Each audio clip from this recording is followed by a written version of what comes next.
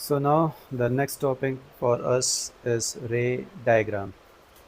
So in this we will be learning how we will be drawing the ray diagrams, what is the purpose of drawing these ray diagrams, and after drawing these diagrams, what are the things that we are going to learn. So let me start with the basic definition of ray diagram. So I'm reading what is written on the screen. A ray diagram is a graphical representation in physics that uses straight lines with arrows to show the path of light rays, illustrating how they reflect or refract off surfaces to form images. So we know it from lower classes that whenever we have to represent a light ray coming from a body or source, we represent it with a straight line because light travels along straight line, and along with that we use an arrowhead which is showing the direction from where the light is coming and the direction to which the light ray is going. So any image or any diagram that is representing an object, a mirror or a lens, showcasing the incident rays, reflected or refracted rays, their directions, is called as ray diagram. Let us also discuss what is the purpose of drawing these ray diagrams. हमें मिलेगा क्या इन diagrams को draw करने से? So these ray diagrams enable visualization how light travels through lenses, mirrors or prism to determine the position, size and nature of an image.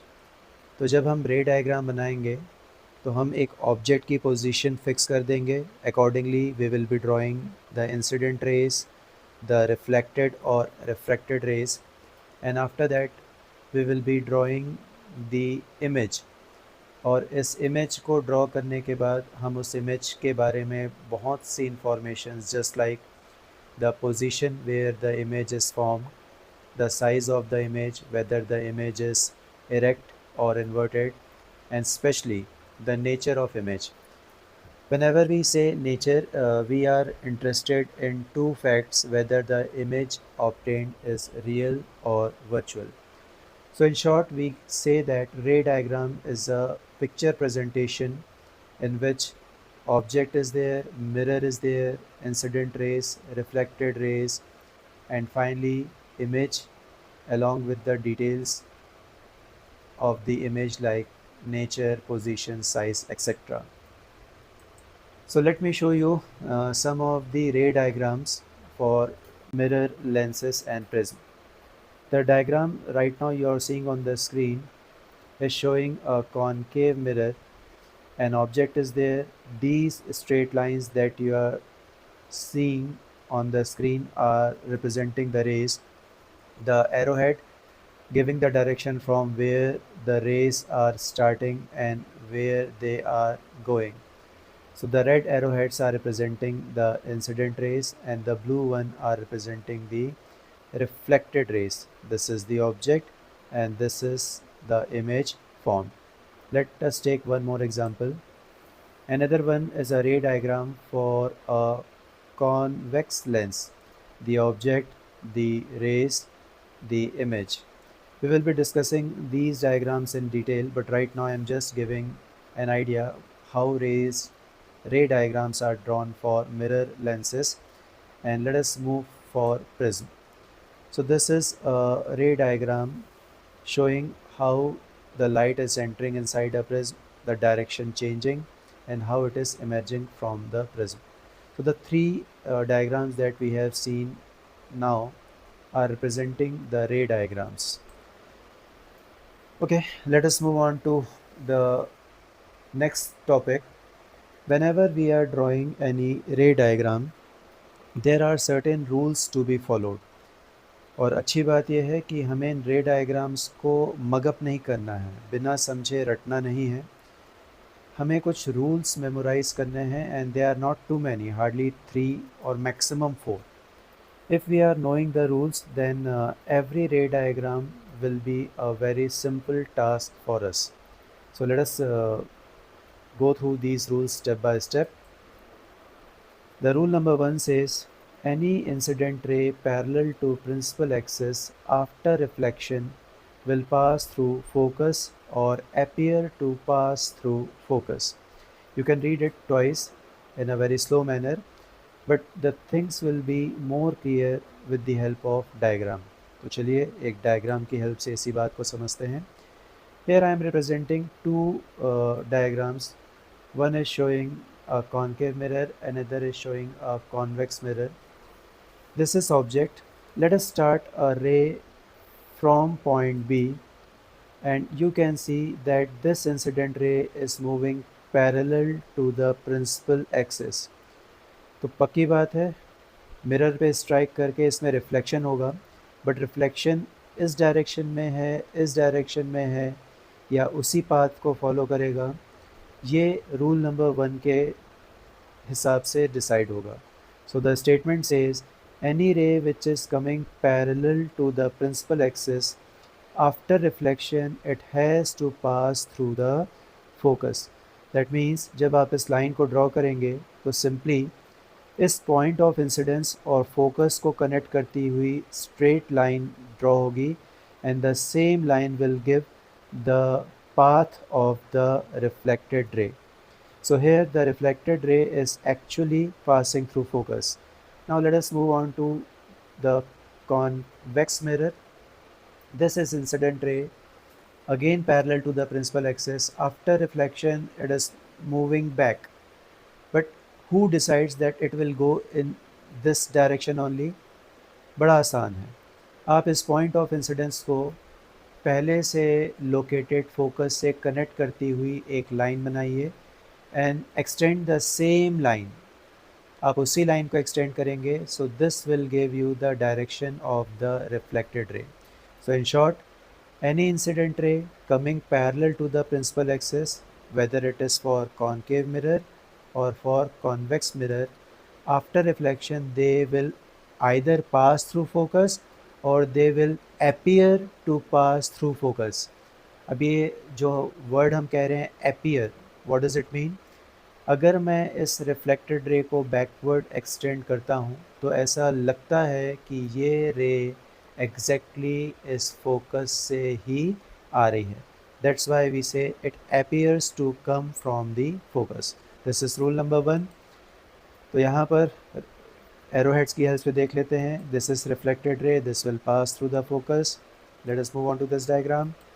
The incident ray parallel to principal axis, after reflection it appears that it is coming from the focus. Second, incident ray of light passing through focus after reflection passes parallel to principal axis.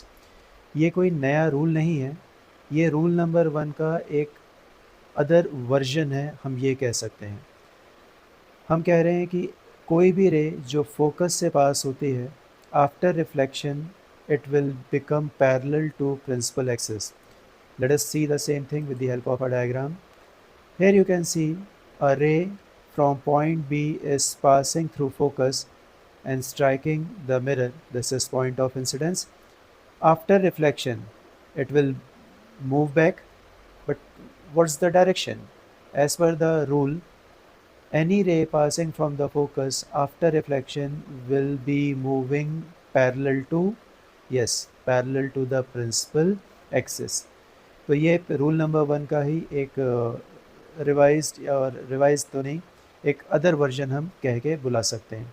अगर आपको ये rules याद होंगे तो आप देखिएगा रे diagram बनाना आपके लिए बहुत ईजी टास्क होगा. Moving ahead, incident ray of light passing through centre of curvature after reflection retraces its path. तो this is rule number 2. Centre of curvature से अगर कोई लाइट रे पास होती है तो रिफ्लेक्शन के बाद वो अपना डायरेक्शन चेंज नहीं करती, वो अपने पाथ को रीट्रेस करती है. दैट मीन्स जिस पाथ को फॉलो करते हुए वो आएगी, उसी पाथ को फॉलो करते हुए वो वापस चली भी जाएगी. अब ऐसा क्यों होता है? Late us see the reason. It happens because incident angle is 0 and hence the reflection angle is also 0. इस पर्टिकुलर पार्ट को अगर आपको समझना है तो एक एग्ज़ाम्पल आप प्लेन मिरर का लीजिए. और प्लेन मिरर में अगर इंसिडेंट रे मिरर पर 90 डिग्री स्ट्राइक करती है तो वो उसी पाथ को फॉलो करते हुए वापस चली जाती है। उस लॉजिक से हम इस बात को जस्टिफाई कर सकते हैं। चलिए हम अपने रूल्स पे आगे चलें और एक डायग्राम की हेल्प से इसे समझते हैं। Just see this concave mirror. A ray from the object is moving such that it is passing through the center of curvature. After striking, it is moving along the same path. These two arrowheads are giving the direction of incident ray, and this particular arrowhead is giving the direction of the reflected ray. अगर आप ध्यान से देखोगे तो ये एक ही line है जो एक साथ दो रेस को शो करती है, the incident as well as reflected. अब ऐसा क्यों है? अगर आप इस पर्टिकुलर पॉइंट, जिसे हम पॉइंट ऑफ इंसिडेंस कहते हैं, यहाँ पर टेंजेंट ड्रॉ करते हैं, यहाँ पे मैं टेंजेंट अभी ड्रॉ करके नहीं दिखा रहा हूँ, टेंजेंट ड्रॉ करते हैं तो उस टेंजेंट के 90 डिग्री पर ये रे फॉल करती है और 90 डिग्री पर फॉल करने वाली रे उसी पाथ को रिट्रेस करती है जिस पाथ को फॉलो करते हुए इंसिडेंट रे स्ट्राइक की थी। If we will be going for convex mirror, this is the incident ray. If you extend this incident ray, you are observing that it seems that it is coming to the center of curvature. तो कोई भी एक ray जो convex mirror के case में directly centre of curvature की तरफ आती है, after striking its direction is not going to change, the reflected ray will be moving back following the same path of incidence. तो ये हमारा रूल नंबर 2 हो गया। तो बेसिकली हमने 2 रे रूल्स डिस्कस कर लिए। अब एक थर्ड रूल और है, only 3 rules we are going to discuss. उसके बाद सीधा हम रे डायग्राम फॉर्मेशन में चलेंगे। You will find it very interesting and at the same time very easy also. मैं अभी भी कहता हूँ, इन रे डायग्राम्स को रटना नहीं है, आप बेसिक से कुछ रूल्स याद रखिए, उसके बाद you will find that everything is very simple. So rule number 3, incident ray of light traveling obliquely to the principal axis is reflected obliquely after striking a spherical mirror at its pole. अब इसके जितने words हैं, ये oblique word है, पोल word है। तो पोल आप पहचानते हैं, इस ऑब्लिक का मीनिंग होता है इंक्लाइंड। तो it's better if I show you the thing with the help of a diagram. This is concave mirror. This is incident ray striking the mirror at the pole. This dashed line is representing the principal axis, and you can see this incident ray is making some angle. The same inclined line is called as oblique. So if it is striking the mirror at pole with angle I, it is reflected back with angle R. And as per the laws of reflection, angle I is equal to angle R। अब इसका हम use कैसे करने वाले हैं? अगर incident ray principal axis से 30 degree पर स्ट्राइक करती है तो रिफ्लेक्टेड रे बनाते समय हमें प्रिंसिपल एक्सिस से 30 डिग्री मेजर करना है और बस 30 डिग्री पर एक दूसरी लाइन बनानी है which is showing the reflected ray. तो whether it is a case of concave mirror और कॉन्वेक्स मिरर, ये केस जो है केस नंबर 3, ये दोनों में इक्वली एप्लीकेबल है। Angle I is equal to angle R and these are inclined lines and the same is called as oblique. So with the help of these diagrams we have discussed 3 basic rules for the formation of image with the help of incident rays and reflected rays. अब हम थोड़ा सा और आगे चलते हैं, but आगे जाने से पहले मैं चाहूँगा कि आप वीडियो को थोड़ा सा पॉज करके इन तीनों रूल्स को पॉइंट वाइज लिख लें और साथ में सपोर्टिंग डायग्राम बना लें, because this is very true. अगर आप इसे बस देखते रहेंगे तो ऐसा नहीं है कि आपके समझ में नहीं आएगा, बट सिर्फ देखने से चीज़ें बहुत अच्छे से याद नहीं होंगी। तो I always insist that if you watch a video for 10 to 15 minutes, take a pause, try to recall all the points and make proper notes. इसके दो फ़ायदे हैं, लिखने से चीज़ें याद होने लगती हैं। दूसरा, जब आप बिना देखे लिखेंगे तो कहीं न कहीं आप अटकेंगे, कुछ चीज़ें आपसे मिस होंगी। आप उनको वापस रीप्ले करके देखेंगे तो एक चीज़ तो है कि जो आपको प्रॉब्लम दे रहा था, वो पॉइंट्स आपके अच्छे से क्लियर हो जाएँगे। Okay, moving ahead. Image formation by concave mirror.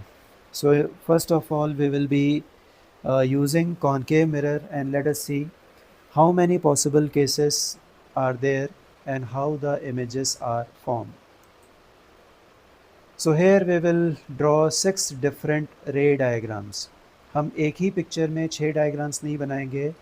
Each time we will be drawing a new mirror, new principal axis, center of curvature, focus pole, new object position and accordingly image. तो इन 6 cases को draw करना, again I am repeating, अगर आप rules follow नहीं करते तो आपको हर बार रटना पड़ेगा, जो मैं बिल्कुल नहीं चाहता। बट अगर आप रूल्स याद रखते हैं तो फिर everything will be very easy. In each ray diagram, the position of object will be different. That's true. For each case, we will discuss the position of image, the nature of image, real or virtual, and the size of image. Now, this is important. हर रे diagram को बनाने के बाद हम उसके outcomes की बात करेंगे। इमेज कहाँ बनी, इमेज का साइज़ क्या था, इमेज इरेक्ट है, इन्वर्टेड है, रियल है, वर्चुअल है, बट सिर्फ डिस्कस नहीं करना है, उसे याद भी रखना है। और हम चीज़ों को आसानी से याद रख पाएँ, क्योंकि हम 6 डिफरेंट रे डायग्राम्स बनाने वाले हैं, तो बाद में हम इसे टेबल फॉर्म में लिख लेंगे ताकि एक ही जगह पर आपको सभी 6 केसेस के रिजल्ट्स दिख सकें। Even you can compare, and when you compare it is quite easy to remember those things. Object at infinity. Now, before moving to the ray diagram, one thing that you should be knowing, any object which is at infinity, or we can say very very far from the mirror, the rays coming from that object which is at infinity are parallel to each other, and we will assume that they will be parallel to the principal axis also. तो ये एक rule है कि जब भी object infinity में होगा, उससे आती हुई रेज हमेशा एक दूसरे के और प्रिंसिपल एक्सिस के पैरेलल होंगी। Let us start. This is the mirror, a concave mirror. The center of curvature, sorry, this is focus. Somewhere center of curvature, I have not shown that right now. But if it is focus, center of curvature is somewhere here. So this is object. Let us assume that the object is at infinity. Rays coming from infinity are parallel to principal axis. ये मैंने आपको बता दिया है. This is representing the first incident ray parallel to the principal axis. Now rule says जो रे principal axis के parallel आती है, रिफ्लेक्शन के बाद वो फोकस से पास होती है। तो इसे फॉलो करते हैं। Let us see what is the next step. तो I am showing the incident rays first, then I will be going for the reflected rays. This is the second ray, this is the third one overlapping the principal axis, the fourth and fifth. हमारे पास 5 incident raise हैं, तो 5 reflected raise भी होंगी। Let us start with the first incident ray and the first reflected ray. The rule says any incident ray parallel to principal axis, after reflection it will pass through the focus. So let us see. This is the first incident ray. This is the first reflected ray. Second incident ray, second reflected ray. कैसे मिली? Point of incidence और focus को connect करती हुई straight line बनाओ, and the same straight line is representing the reflected रे। इस case में this is the point of incidence, focus से मिलाने की ज़रूरत नहीं, ऑलरेडी एक लाइन है। ये रिप्रेजेंट करेगी थर्ड रिफ्लेक्टेड रे को, similarly the fourth one, similarly the fifth one. ये 5 रिफ्लेक्टेड रेस इस जगह पर जाकर एक दूसरे से मिलेंगी, एंड इट्स नॉट लाइक कि ये यहाँ टर्मिनेट हो गई। I am showing up to this point they will be moving ahead, but wherever they are striking to each other or intersecting each other, there they will be forming an image. तो यही वो point है जहाँ पर इस object की which is placed at infinity, एक image बन रही है, and you can see the image is nothing but a point image. And where exactly it is formed? It is formed at the focus of this concave mirror. तो चलिए, जैसा हमने कहा था कि रे डायग्राम कंप्लीट होने के बाद हम उसके कंक्लूजन्स को डिस्कस करेंगे. वन मोर थिंग, आपको कैसे पता चलेगा कि आपका रे डायग्राम कंप्लीट हो गया? The only purposes of this ray diagram, for a given object we have to draw an image. As soon as the reflected rays intersect, image is formed and the purpose is solved.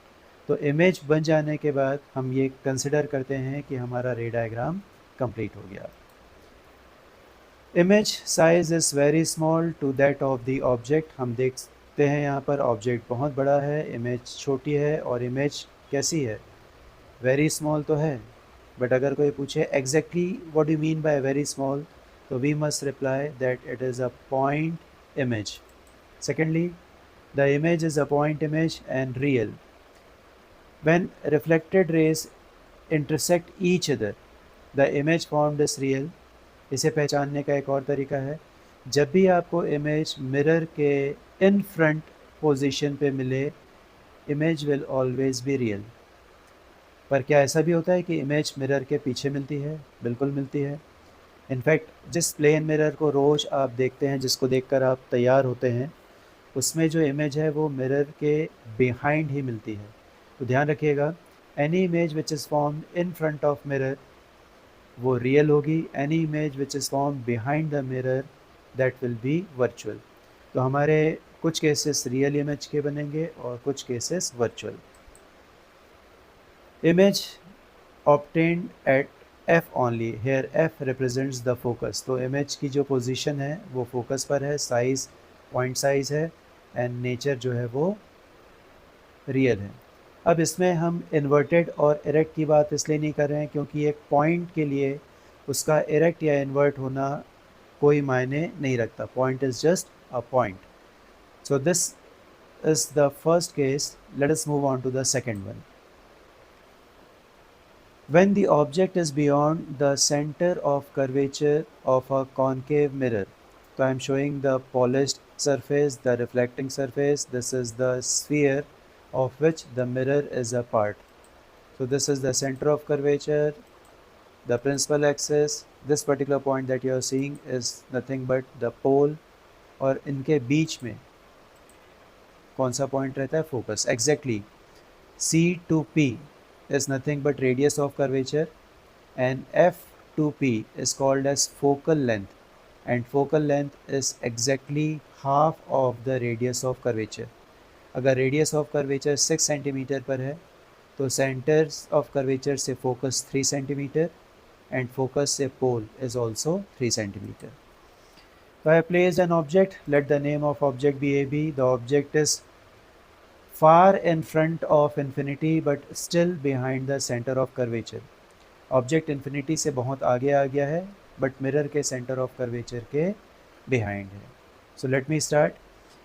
One more thing, we are drawing incident rays, we will be getting reflected rays, but the question arises how many incident rays and how many reflected rays. So दो rays से हमारा काम चल जाता है क्योंकि किसी भी पॉइंट की इमेज के लिए एक पॉइंट का होना ज़रूरी है, और एक पॉइंट को ऑब्टेन करने के लिए हमें दो स्ट्रेट लाइंस को इंटरसेक्ट कराना होता है. तो हम दो रिफ्लेक्टेड रेज लेंगे, ड्रॉ करेंगे, उनको इंटरसेक्ट करेंगे, उनके इंटरसेक्शन से हमें एक पॉइंट मिलेगा और हमें इमेज भी मिल जाएगी. तो लेट अस सी हाउ. तो point A of the object से हम बहुत सारी रेज ड्रॉ कर सकते थे, बट हमें रूल्स पता हैं. हमें ऐसी ही इंसिडेंट रेज लेनी है जिसके लिए रिफ्लेक्टेड रे का डायरेक्शन हमें पहले से मालूम हो. तो let me start with the first ray. As you can see, I am selecting this ray parallel to principal axis because rule says any ray parallel to principal axis after reflection will pass through the focus. So this is the direction, this is how it is striking.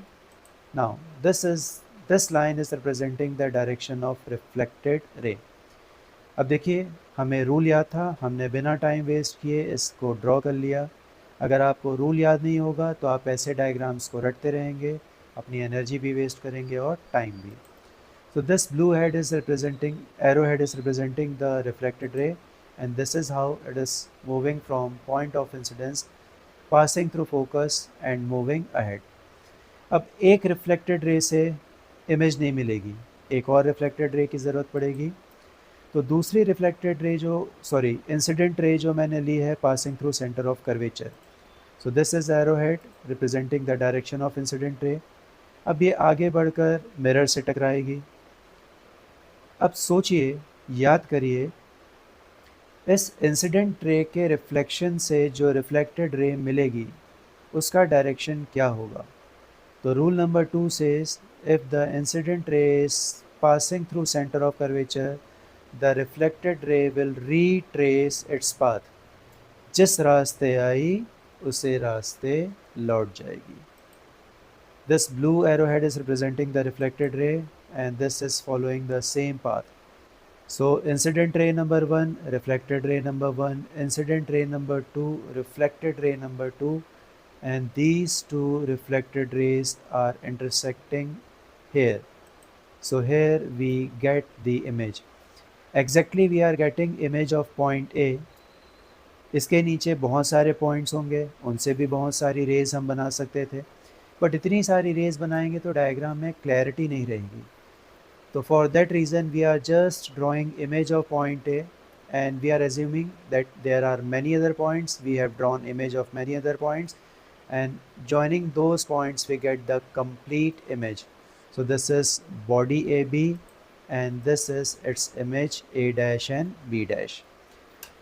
तो ये second case हमने discuss किया। अब हम इसके outcome discuss करेंगे, just like the position of image, कहाँ बनी, द साइज ऑफ इमेज, छोटी या enlarge, then the nature of image, real और virtual, and one more thing, whether the image is erect और inverted. Image size is smaller than object size. It's quite clear. This is image, smaller. This is object, bigger. Image is inverted and real. Image inverted है, upside down है, real है। Real के reason मैंने आपको बताया। When reflected rays actually intersect, real image is obtained.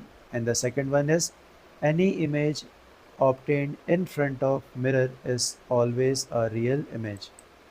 Image is obtained between C and F. इस particular case में जब object beyond centre of curvature है, इमेज की पोजीशन सेंटर ऑफ कर्वेचर और फोकस के इन बिटवीन होगी।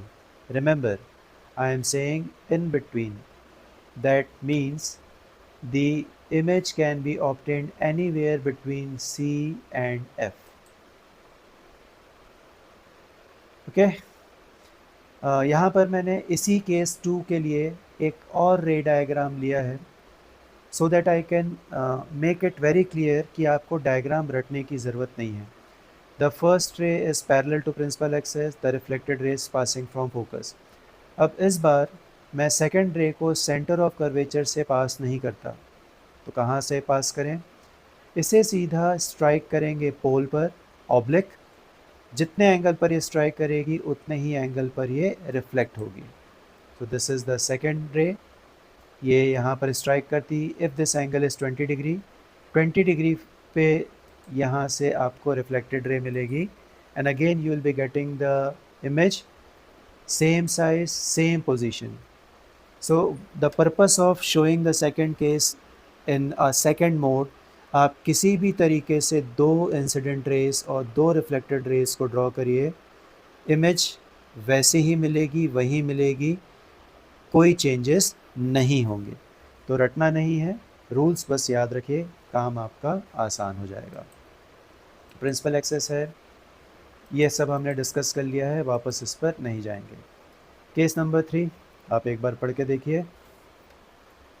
When object is at the center of curvature of a concave mirror, अब आप इस एक नोटिस करिए बात, हम धीरे धीरे ऑब्जेक्ट को पहले इन्फिनिटी पे रखा, फिर बियॉन्ड सेंटर ऑफ कर्वेचर, अब सेंटर ऑफ कर्वेचर पर ले आ रहे हैं।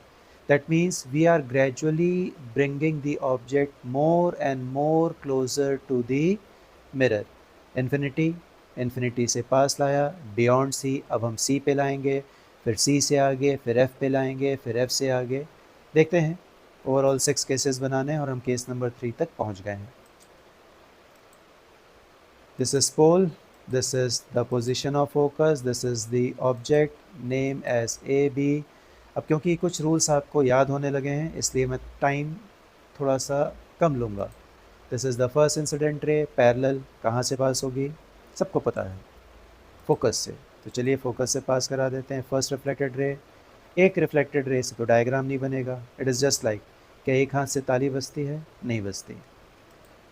This is the second incident ray, कहाँ से पास हो रही है, फोकस से. अब जो फोकस से पास होगी वो जब रिफ्लेक्ट होगी तो वो किसके पैरेलल बन जाएगी, प्रिंसिपल एक्सिस के. ये फर्स्ट रूल का सेकंड वर्जन था. तो ये फोकस से पास हुई, स्ट्राइक की, और जब ये रिफ्लेक्ट होगी तो ये प्रिंसिपल एक्सिस के parallel. This is first reflected रे, second reflected ray, this is the point of intersection and this is the image. अब आप खुद डिसाइड करिए the position of image, the size of image, the nature of image. Position, object centre of curvature में है, image भी centre of curvature पर है. जो ऑब्जेक्ट का साइज़ है वही इमेज का साइज़ है. इमेज मिरर के इन फ्रंट है, so it will be a real image. And the last one, the image is erect or inverted. Yes, it's inverted. So let us write the same thing. Image obtained at curvature, center of curvature. Image size is same to that of the object size. Image is inverted and real. चलिए अब हम आते हैं case number 4 पर. Case number 4 सबको पता है, हम ऑब्जेक्ट को ग्रेजुअली मूव कर रहे हैं किसके पास, मिरर के पास. सी तक तो हम पहुंचा चुके थे. अब हम ऑब्जेक्ट को बिटवीन सी एंड एफ रख लें. This is A B, this is the first ray, this is the first reflected ray passing from focus. Now I am connecting A to C and extending the same line showing that this is the incident ray जो शुरू कहाँ से हो रही है, centre of curvature से. So that will give the incident ray direction and as it is connecting through centre of curvature, जो reflected ray का डायरेक्शन होगा वो इसी लाइन को रीट्रेस करेगा. आप इसको ऐसा भी बना सकते थे, आप यहाँ से पोल पर एक इंक्लाइंड इंसिडेंट रे ड्रॉ करते और यहाँ से एक इंक्लाइंड रिफ्लेक्टेड रे आती. Then also you will be getting the image at this particular position. अगर आपको इससे प्रॉब्लम है, आप यहाँ पर एक लाइन बनाइए, सेम एंगल पर यहाँ पर एक लाइन बनाएंगे, तब भी आपको इमेज यहीं पर मिलने वाली है. अब आप एक्सपर्ट हो चुके हैं. Position, size, nature. Position beyond centre of curvature, size larger than the image size. Inverted, yes it is inverted. And finally nature, it is a real image because it is formed by intersection of reflected rays and also in front of the mirror.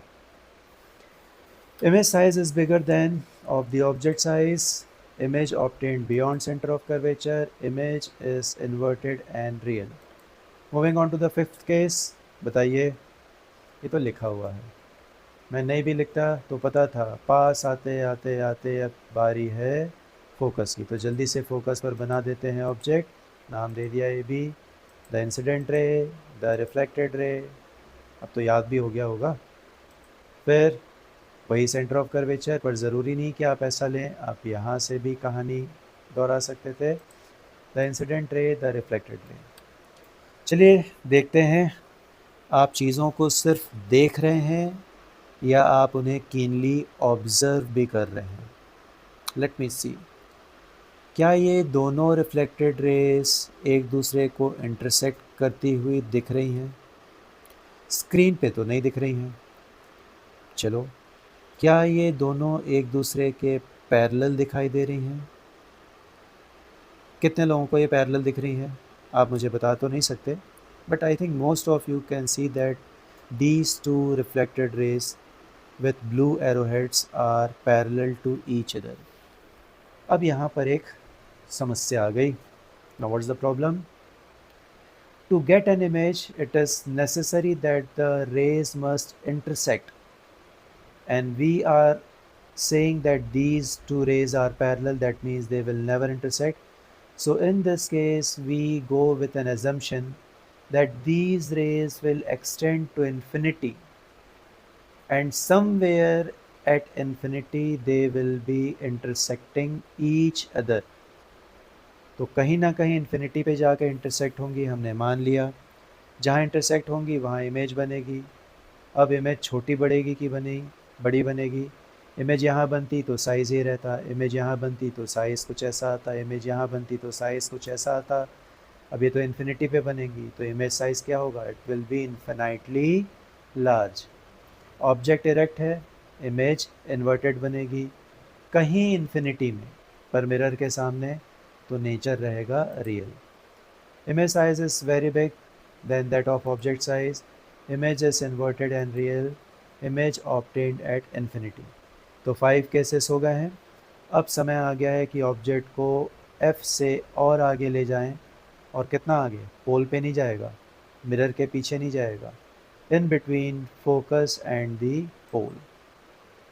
6 case है, चलिए start करते हैं. Mirror, centre of curvature, principal axis, pole, focus, सब कुछ पता है. Object का नाम दे दिया A B. The first ray parallel to principal axis, passing reflected ray passing to focus. The second ray striking at the pole. तो ये ऑब्लिक जाएगी. अब ध्यान से देखो, बात वही है, सिर्फ आप देख रहे हैं या ऑब्जर्व कर रहे हैं. Do you think that these two rays are parallel now, और they are converging, meeting at a point, और दे आर डाइवर्जिंग, एक दूसरे से दूर जा रही हैं? मुझे तो ऐसा दिखता है कि ये दोनों एक दूसरे से दूर जा रही हैं. अगर ये इस डायरेक्शन में चली गई, ये इस डायरेक्शन में, तो ये एक दूसरे से कभी कभी नहीं मिलेंगी, इन्फिनिटी में भी नहीं. तो इमेज नहीं बनेगी भाई साहब, बिल्कुल इमेज बनेगी, पर इस बार रिफ्लेक्टेड रेस का हमें बैकवर्ड एक्सटेंशन लेना पड़ेगा. सो इसी रे नंबर 1 और रिफ्लेक्टेड रे नंबर 2 का हम बैकवर्ड एक्सटेंशन लेंगे. चलिए यहाँ पर एंगल आई और आर को भी रिप्रेजेंट कर लेते हैं, और I is equal to R as per the law of reflection. हमने इस रे के बैकवर्ड पार्ट को एक्सटेंड किया. ये बैकवर्ड एक्सटेंशन शो कर रहा है yellow arrow head. Blue arrow head, इसके भी बैकवर्ड एक्सटेंशन को ड्रॉ किया. दोनों एक जगह पर इंटरसेक्ट होते हैं और यहाँ बनती है image. Just see, I am drawing this image with a dash line pattern. Can you tell me the reason? ये इमेज मिरर के इन फ्रंट बन रही है या बिहाइंड? एक्चुअल रिफ्लेक्टेड रेज के इंटरसेक्शन से बन रही है या उनके एक्सटेंशन से? तो ये बिहाइंड बन रही है, एक्सटेंशन के इंटरसेक्शन से बन रही है. तो ये पहला केस है कॉनकेव मिरर का, जब हमें एक वर्चुअल इमेज मिलती है. और कोई डिफरेंस दिखता है? बिल्कुल दिखता है. ऑब्जेक्ट साइज़ इमेज साइज़ से काफ़ी छोटा है, हम ऐसा कहें इमेज ऑब्जेक्ट से काफ़ी बड़ी है. अभी तक सारी इमेज इन्वर्टेड मिलती थी, उल्टे डायरेक्शन में, बट ये पहला केस है जिसमें ऑब्जेक्ट अगर इरेक्ट है तो इमेज भी इरेक्ट है. So this is the 6th case and this is a unique case, क्योंकि ये अपने पहले के 5 केसेस से एक डिफरेंट रिज़ल्ट शो करता है. तो इसके कंक्लूजन्स लिख लेते हैं. The image obtained behind the mirror, so image is virtual, erect, bigger than the object size. ये वो टेबल है जिसमें हमने एक ही साथ उन 6 केसेस के कंक्लूजन को लिखा है. Position of object, position of image, the nature of image, relative size of image. इस टेबल में लिखी सारी चीज़ों को वीडियो पॉज करके आप टेबल फॉर्मेट में लिख लीजिएगा.